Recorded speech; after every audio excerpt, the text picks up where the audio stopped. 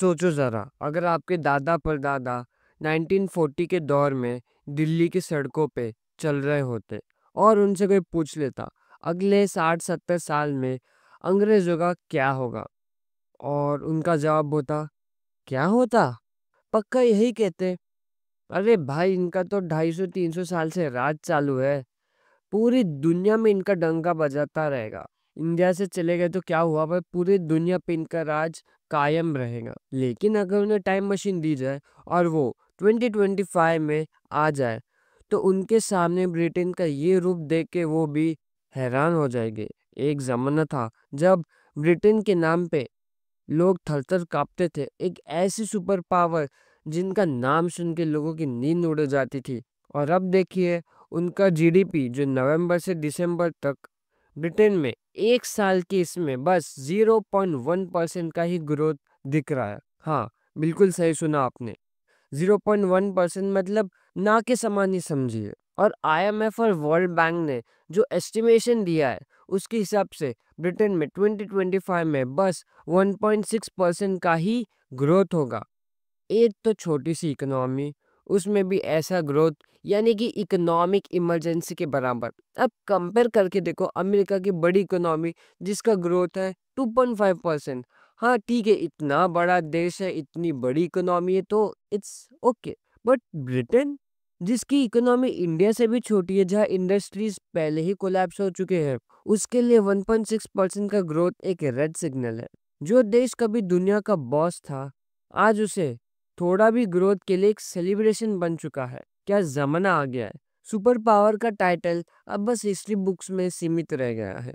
सोच के देखिए, 1.6% का जो ग्रोथ है ऑलमोस्ट स्टेगनेंट है। अब एक सेकंड के लिए इमेजिन कर लीजिए, अगर इंडिया का ग्रोथ जहां 7 to 8% के स्पीड से दौड़ रहा है, अचानक 1% पे आ जाए तो क्या होगा?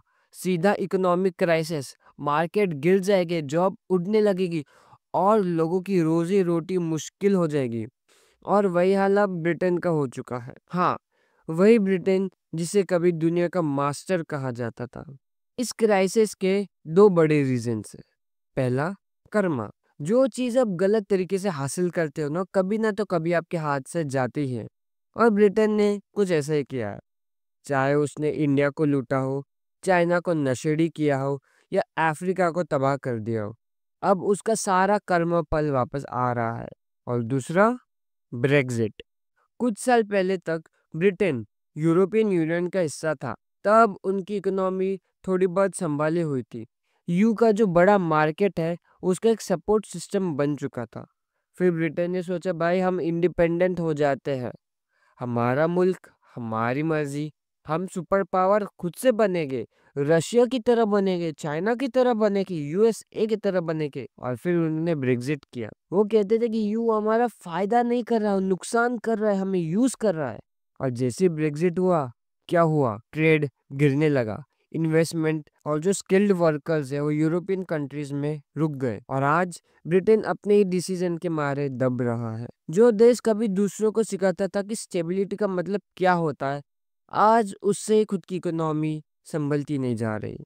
एक गलत पॉलिटिकल गैम्बल और पूरा एम्पायर का फ्यूचर ऑलमोस्ट खत्म हो रहा है। एक टाइम था जब यू की जो चादर है वो इनकी इकोनॉमी को छुपा रही थी, इनकी खामियों को छुपा रही। पर जैसे वो चादर हट गई, अब पूरी दुनिया देख सकती है ब्रिटेन का असली चेहरा। और ऐसे चेहरे को देख के सारे इन्वेस्टर अपने डोर बंद कर रहे हैं। जहाँ ग्लोबल कंपनीज बहुत पैसे डालती थी, आज वो डालने से पहले 3-4 बार सोच रही है।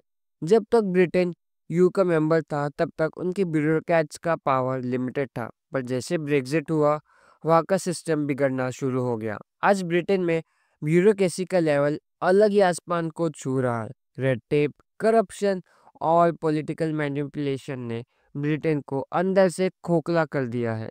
रिपोर्ट्स के मुताबिक कुछ अफसर अपने अलग-अलग करप्शन गैंग बना चुके हैं, एक तरह से लूटने ही निकल गए और इसका नुकसान पूरा देश चुका रहा है। अब आईएमएफ और वर्ल्ड बैंक की भविष्यवाणी को छोड़िए, लोग उनको पहले डाउट करते थे, लेकिन बैंक ऑफ इंग्लैंड और खुद ब्रिटेन का फाइनेंशियल इंस्टीट्यूशन ये कह रहा है कि अगला डेकेड भी अंधेरा में ही होने वाला है। और जब बैंक ऑफ इंग्लैंड ऐसा कहे तो ये बात सीरियस हो जाती है। एक्सपर्ट्स का मानना है कि 2035 तक भी ब्रिटेन के लिए रिकवर होना बहुत मुश्किल है। मतलब ये सब एक शॉर्ट टर्म के लिए नहीं रहने वाला है। और अब ब्रिटिश मीडिया भी खुलकर कह रहे हैं कि भाई British is doom to die. सोचिए जरा, एक वक्त का ग्लोबल एम्पायर अब छोटे छोटे आइलैंड भी संभाल नहीं पा रहा। एक देश जो हुकूमत करता था पूरी दुनिया पे, अब खुद एक भिखारी बन चुका है। फिलहाल के लिए इतना ही। अगले पार्ट में हम डिस्कस करेंगे कि कैसे ब्रिटेन की चीज़ें और बेकार होने वाली है। Thanks for watching. मिलते हैं अगले वीडियो में एक नए एक्सपोज के साथ। Comment down below. Bye, subscribe also.